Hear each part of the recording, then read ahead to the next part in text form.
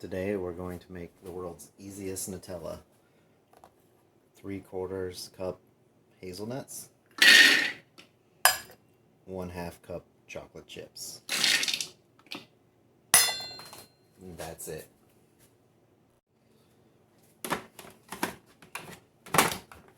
Put it all in the food processor, go to town.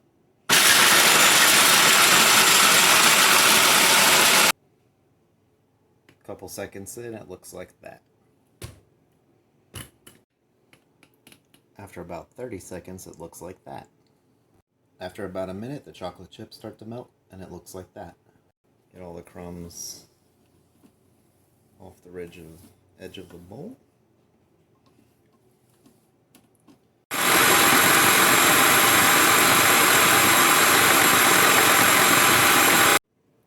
About 3 minutes in, and it's pretty smooth,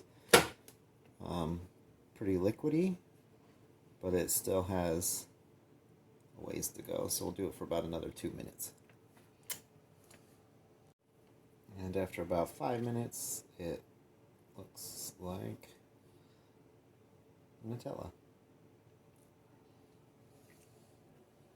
And then, to save it, let's go ahead and pour it into a little jar.